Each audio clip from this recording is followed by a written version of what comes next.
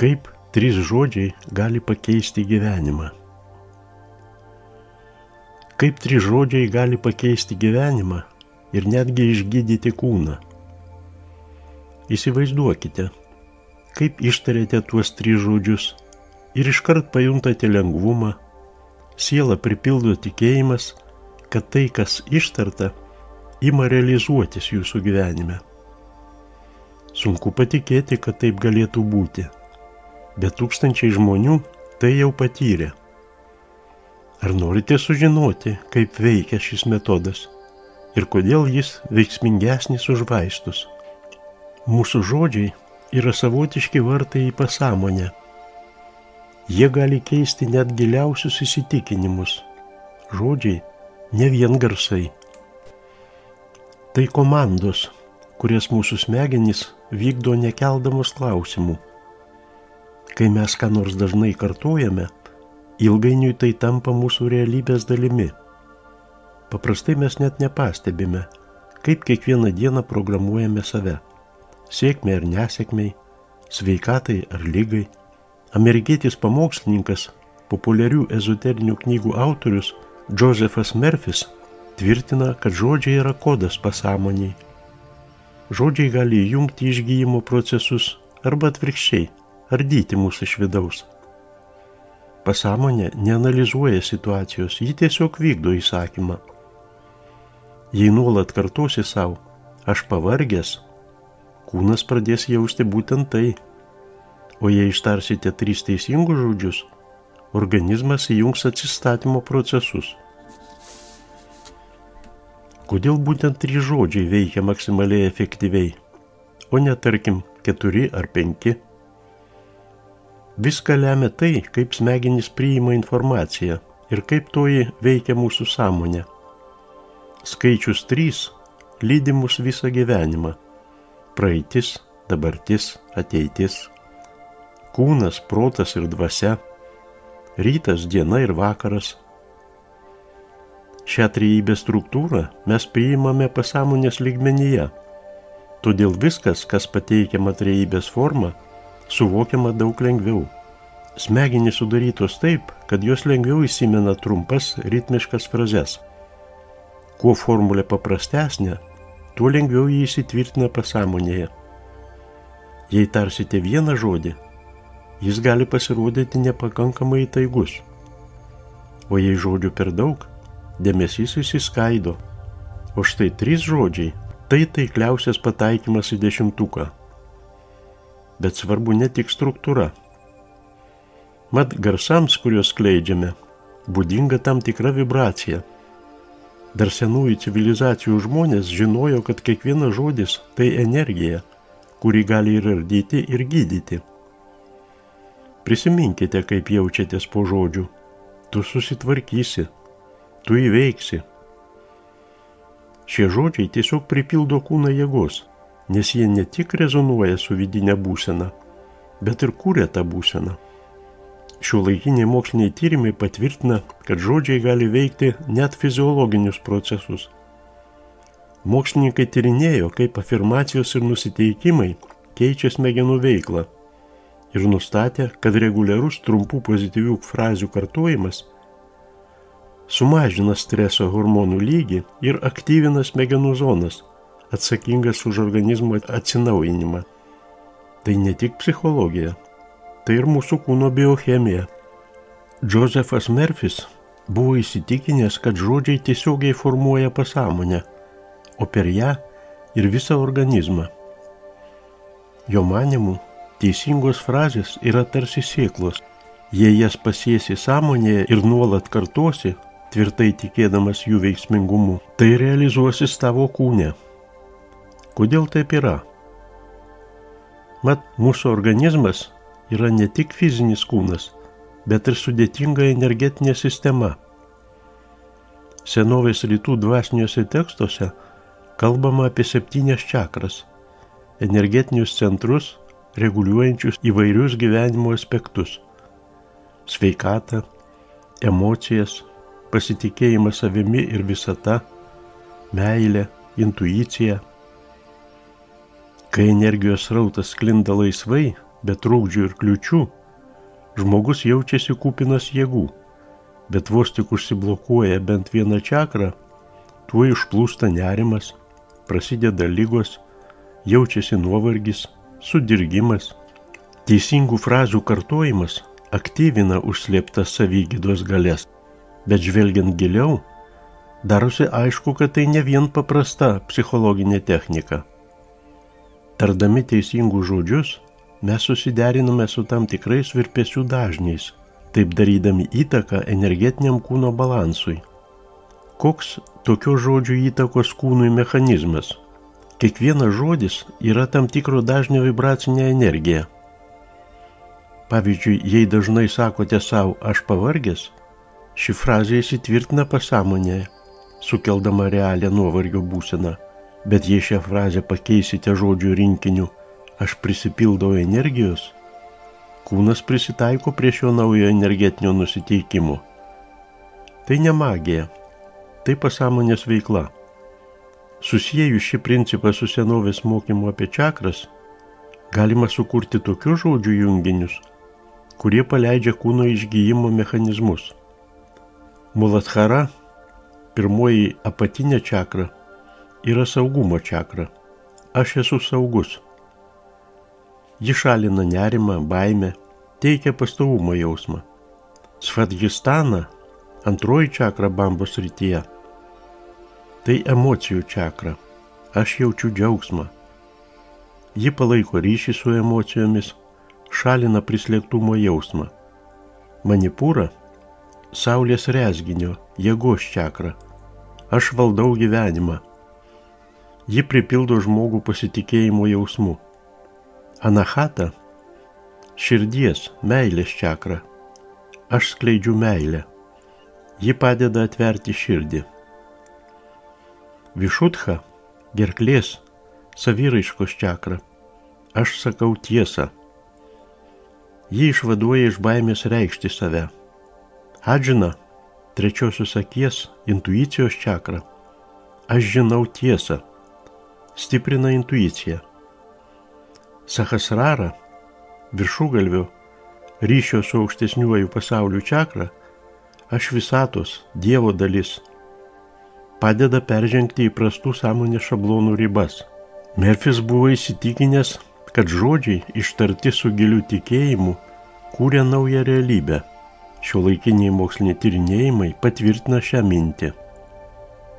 Žodžiai iš tiesų gali veikti fiziologinius procesus, mažinti streso lygį, greitinti organizmo atsinaujinimo procesus, o svarbiausia, jie keičia vidinę organizmo būseną, padeda pažadinti organizmo gyjimo procesus natūraliu būdu.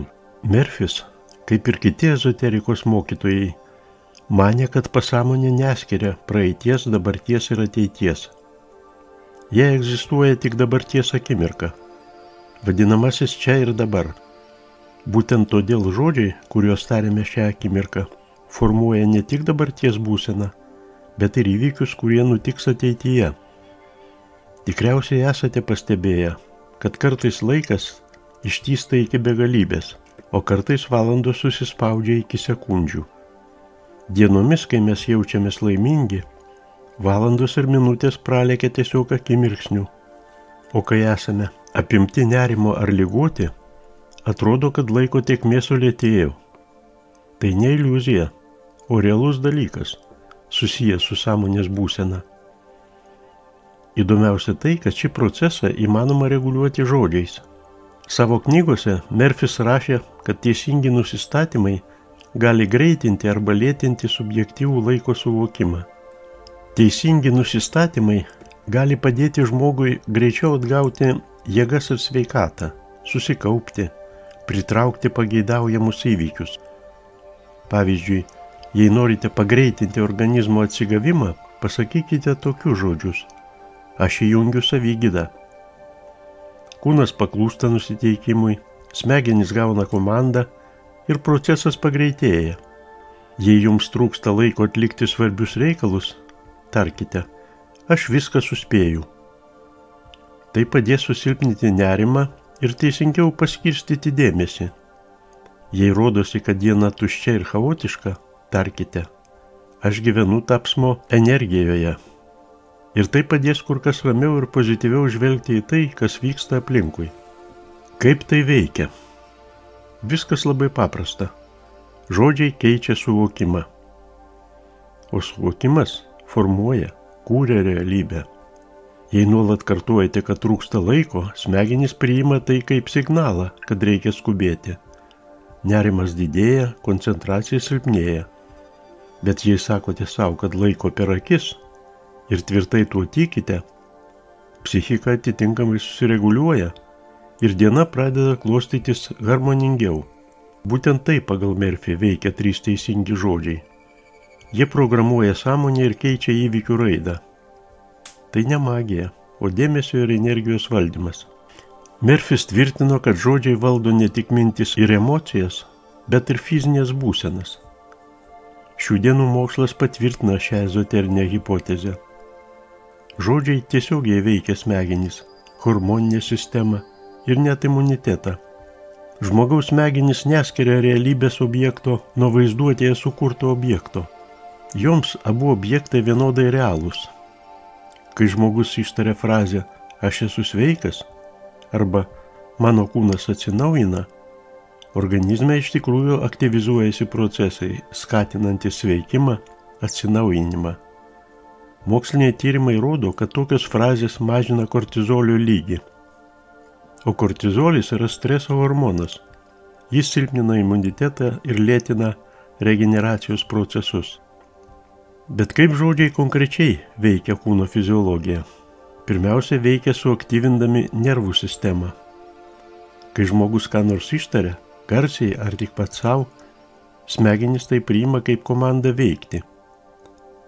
Teisingi žodžiai paveikia smegenų sritis, reguliuojančias nuotaiką, motyvaciją ar net skausmo pojūčius.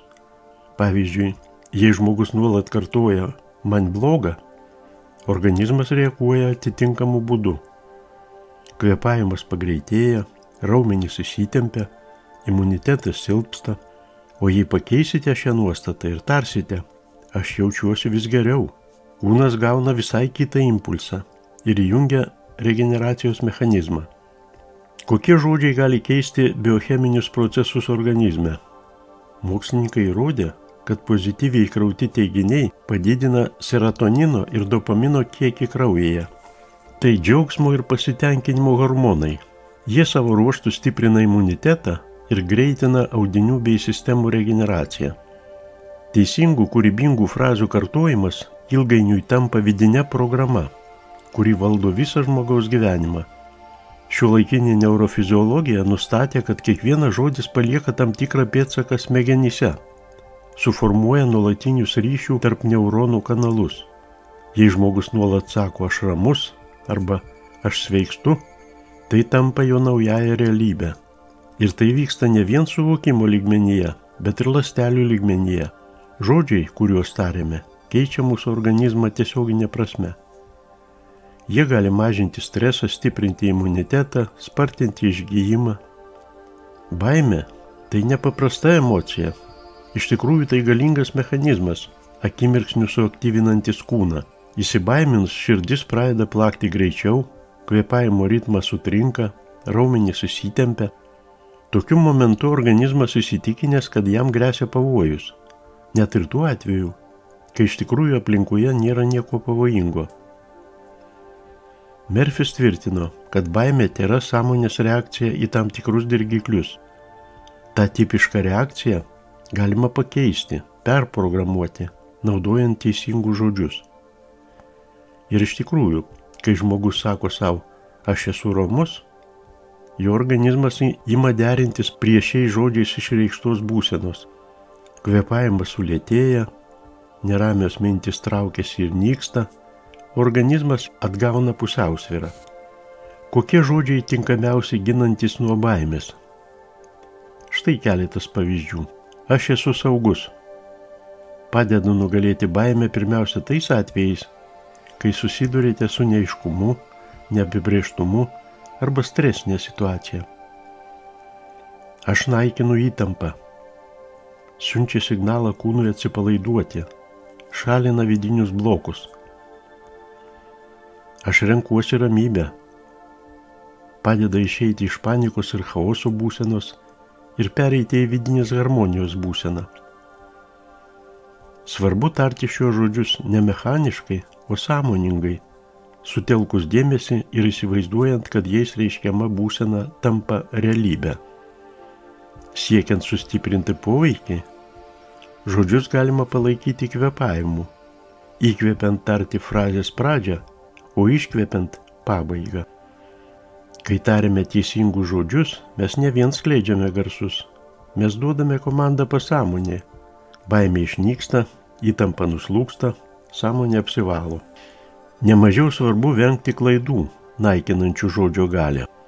Daugelis žmonių yra girdėję apie žodžio galią, bet toli gražu ne visiems pavyksta pasinaudoti tą galią. Kodėl nepavyksta? Nesėkmė slypi ne frazėse, o tame, kaip jos ištariamos. Murphys teigia, kad žodžiai ne vien garsai, bet ir komandos pasąmoniai. Jei žodžius neteisingai naudosi, jie arba neduos reikiamo rezultato, arba net pablogins situaciją. Štai 3 dažniausiai pasitaikančios klaidos, kurios trukdo įjungti sveikimo procesus. Pirmoji klaida – žodžių tarimas netikint jų poveikių. Pavyzdžiui, žmogus sako, aš esu ramus, bet sakydamas tai, jaučia stiprų nerimą ir netiki savo žodžiais. Tokiu atveju nebus jokio poveikio, arba jis bus silpnas.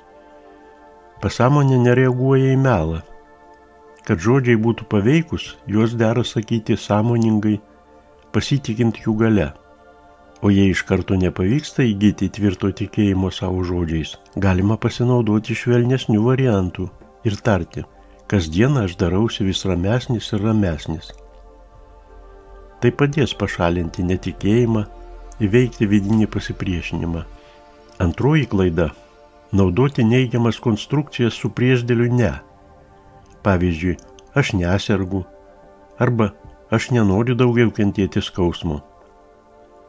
Pasąmonė tarsi negirdi, nekreipia dėmesio į priešdėlį ne ir sutelkia dėmesį į pagrindinį frazės žodį, šiuo atveju tai bus žodis sergu ir noriu kentėti skausmą. Rezultatas – pasąmonė orientuojasi ne į sveikimą, o į ligą ir į kančią. Šiuo atveju labiau tinka teigiančios frazės mano kūnas gyja, aš jaučiuosi stipresnis. Trečioji klaida – žodžių tarimas be emocijos. Žodžiai – tai energija. Jeigu juos vartosime be jausmo, jie nedarys reikiamo poveikio. Pavyzdžiui, jei sakote, aš esu saugus ir iškart pajuntate, kaip kūnas atsipalaiduoja, žodžio poveikis bus kelis kartus stipresnis, negu ištarus be jausmo. Kuo stipresnės emocijos sutelktos žodžiuose, tuo greičiau žodžiai keičia realybę. Svarbu žinoti, žodis yra instrumentas, bet jis duoda naudą tik patekęs į nagingas rankas. Teisingai juos naudojant, galima perprogramuoti sąmonę, įjungti išgijimo procesus, pagerinti gyvenimą. Kaip parinkti tokius žodžius, kurie tiktų būtent jums? Pirmiausia, apsispręskite, ko jums labiausiai reikia būtent dabar. Gijimas gali reikštis ne tik fizinėme kūne. Jis gali veikti ir emocinę būseną. Tai gali būti pasitikėjimas savimi, apsauga nuo nerimo ir panašiai. Paklauskite savęs, kokios būsenos dabar man reikia, ko dabar trūksta. Parinkite žodžius, kurie sukelia jumise stiprų atbalsį. Kai tarėte pasirinktą frazę, pasistengkite pajusti, kaip jie atsišaukia jumise. Jei žodžiai skamba tarsi svetimi, vadinasi tai ne jūsų žodžiai, jie neturės poveikio. Išbandykite įvairius frazių variantus ir įsidėmėkite, kuris variantas sukelia stipriausią vidinį rezonansą. Pavyzdžiui, jei jūs apėmęs nerimas, gali tikti frazę aš esu harmoningas, o jei reikia apsaugos, galėtų tikti aš esu saugus. Jei trūksta energijos, galėtų tikti aš kupinas energijos, aš visiškai sveikas. Teisingus žodžius geriausia tarti su giliu įsitikinimu. Tam tinkamiausias laikas, kai esame atsipalaidavę, ryte tik prabudus, vakare prieš užmiegant arba meditacinėje būsenoje. Įtvirtinkite pasirinktą frazę kartojimu. Kartojimas tai raktas į pasąmonę. Dar didesnį poveikį žodžiai turi tada, kai juos įtvirtiname veiksmu. Jei pasirinkote frazę "aš prisipildau energijos", tai stenkitės daryti tai, kas iš tikrųjų jūs įkrauna jėga. Tarkim, eikite pasivaikščioti, atlikite kvėpavimo pratimą, pamedituokite. Tokiu atveju žodžiai taps ne vien teiginiu, bet ir naujosios jūsų realybės dalimi. Išgijimą skatinančių frazių kūrimas – tai sąmoningas kūrybinis procesas. Kai randate, sukūrėte savo formulę, pokyčiai rutuliuojasi greitai ir natūraliai. Kartais tokie 3 žodžiai gali tapti posūkio tašku jūsų gyvenime. Kartą žinomo chirurgo Karlo Symingtono gyvenime įvyko tai, kas privertė jį naujai įvertinti žodžio galią. Ir įvertinti ne tik kaip kūno, bet ir sielos gydymo priemonę. Karlas dirbo onkologijos centre ir kasdien susidurdavo su sunkiai sergančiais žmonėmis. Kaip ir daugelis gydytojų, jis netikėjo stebuklais, kol nesutiko Lindos, kuris sirgo 4. vėžio stadija. Ir prognozės nežadėjo nieko gero. Jos organizmas, galima sakyti, visai nereagavo į vaistus ir apskritai į gydymą. Bet ji neatrodė pasmerkta. Jos akise spindėjo ryžtas gyventi. Šiandien aš atsinaujinu. Tokie buvo jo žodžiai. Karlas įsiminė juos visam gyvenimui. Ji nesakė, aš kovoju su liga, arba aš stengiuosi išgyventi. Ji vėl ir vėl kartojo, šiandien aš atsinaujinu. Ir šiais žodžiais uždavė savo kūnui visai kitą programą. Gydytojai nesuprato, kodėl Lindos sveikata staiga ėmė gerėti. Po kelių savaičių jos sveikatos rodikliai stabilizavosi, o po kelių mėnesių paimtos analizės rodė, kad liga atsitraukė. Tai buvo įvykis iš tos kategorijos, kurios oficialioji medicina negalėjo paaiškinti.